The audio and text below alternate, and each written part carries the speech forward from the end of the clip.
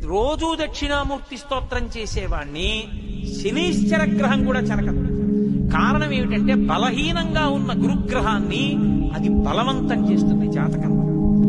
అంత గొప్ప స్తోత్రం ఈ ప్రపంచంలో వాంగ్మయం మొత్తం మీద ఉన్న ఒకే ఒక్క స్తోత్రం దక్షిణామూర్తి స్తోత్రం. ఇంకొకటి లేదు లేదు లేదు, తత్తుల్యము కాదు. అదొక్కటే అంత శక్తివంతం. అందుకే శంకరాచార్యుల వారి వాంగ్మయం అంతా ఒకెత్తు. సామాన్యుల కోసం ఇచ్చిన దక్షిణామూర్తి స్తోత్రం ఒక్కటి ఒకటి. మౌనం వ్యాఖ్యా ప్రకటిత పరబ్రహ్మతత్వం యువానం వర్షిష్టాంతేవ సదృశీ గణైః ఆవృతం బ్రహ్మనిష్టైః ఆచార్యేంద్రం కరకలిత చిన్ముద్రమానందమూర్తిం స్వాత్మారామం ముదితవదనం దక్షిణామూర్తిమీడే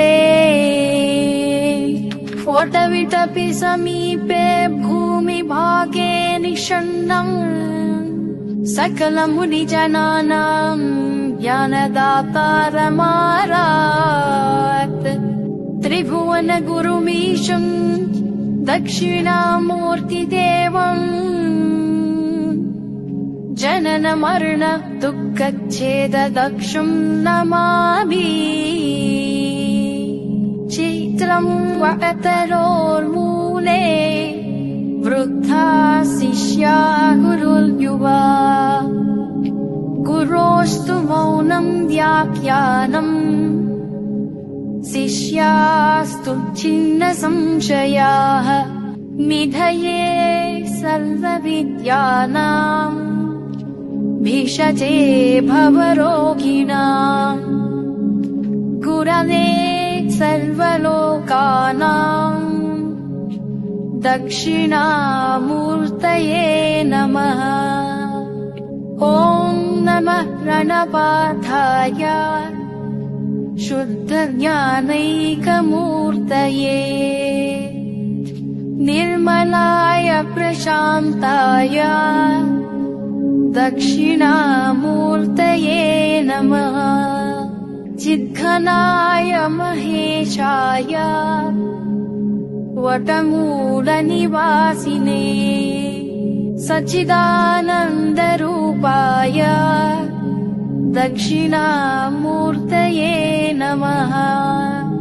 ఈశ్వరో గురురాత్మేతి మూర్తిభేద విభాగినే వ్యోమవద్వ్యాప్తదేహాయ దక్షిణామూర్తయే నమః. అంగుష్ఠతర్జనీ యోగముద్రా వ్యాచేన యోగినాం శ్రుత్యర్థం బ్రహ్మజీవైక్యం దర్శయన్ యోగతా శివః.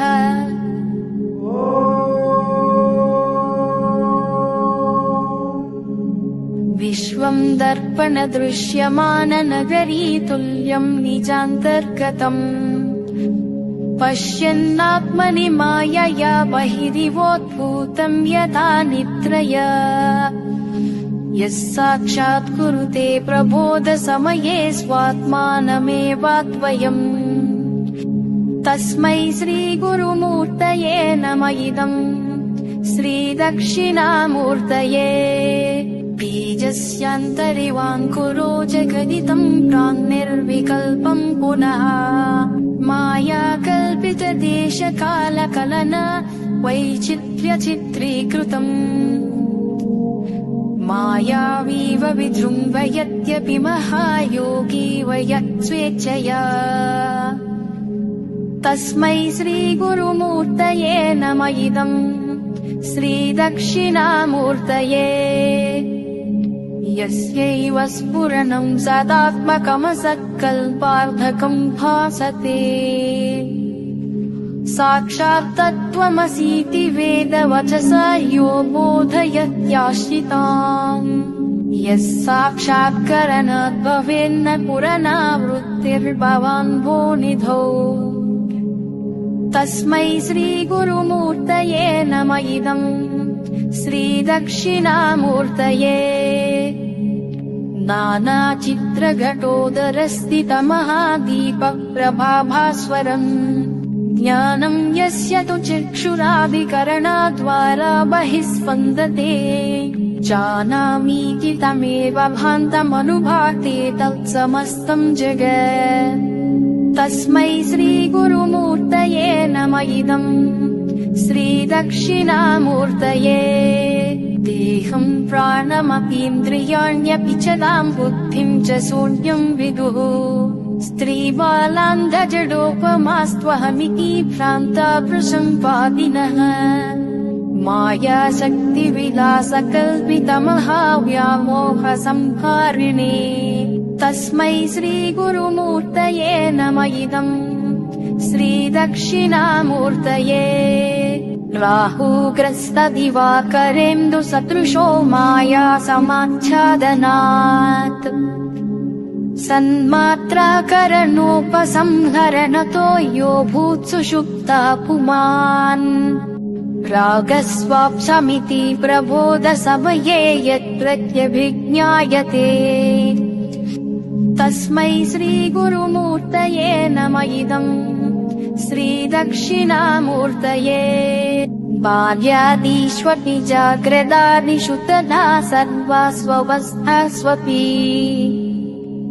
व्यावृत्तास्वनुवर्तमानमाविद्यन्तः स्फुरन्तम् सदा स्वात्मानम् प्रकटीकरोति पचताम् यो मुद्रया भद्रया तस्मै श्रीगुरुमूर्तये नम इदम् श्रीदक्षिणामूर्तये विश्वम् पश्यति कार्यकारणतया स्वस्वामि सम्बन्धतः शिष्याचार्यतया तथैव पितृपुत्राद्यात्मना भेदतः स्वप्ने जागृति वाय एष पुरुषो माया परिभ्रामितः तस्मै श्रीगुरुमूर्तये नम इदम् श्रीदक्षिणामूर्तये भोरम्भांश्च नलो निलोम्बरमहर्नादो हिमांशुपुमान् इत्याभाति चराचरात्मकमिदम् यस्यैव मूर्त्यष्टकम्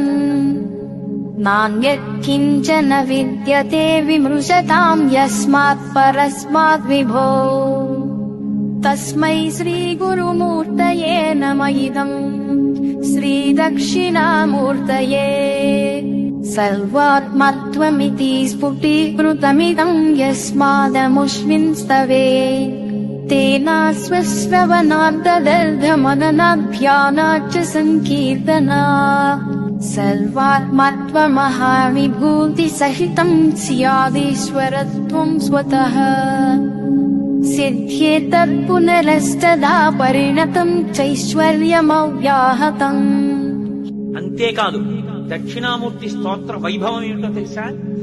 ఏల్నాటి శనిలో ఉన్నవాడు, శని వక్రించిన వాడు కూడా బెంగపెట్టుకోగలడు. కొన్ని కోట్ల జన్మలు తపస్సు చేస్తే వచ్చేటటువంటి జ్ఞానం ఆ శ్లోకాలు రోజు చదువుకోవడం వల్ల వస్తుంది. నే చెప్పట్లేదు, శంకరులు చెప్పేశారు ఆఖరి శ్లోకంలో. ఈ శ్లోకాల్ని, ఈ స్తోత్రాన్ని, దక్షిణామూర్తి స్తోత్రాన్ని ప్రతిరోజు ఎవరైతే చదువుకుంటున్నారో, చదవడం చేత కాని వాళ్ళు చదువుకోవడం వచ్చిన వాళ్ళు చదివితే వింటున్నారో, విని ధ్యానం చేయగలుగుతున్నారో, ధ్యానం చెయ్యలేకపోతే కనీసం పఠిస్తున్నారో, వింటున్నారో, ఇలాంటి వాళ్ళందరికీ కూడా సర్వాత్మత్వమితి స్ఫుటీకృతమిదం, ఆత్మ అనుభవంలోకి రావడమే కాదు, దానితో పాటుగా సమస్త సిద్ధులు కూడా కలుగుతాయి.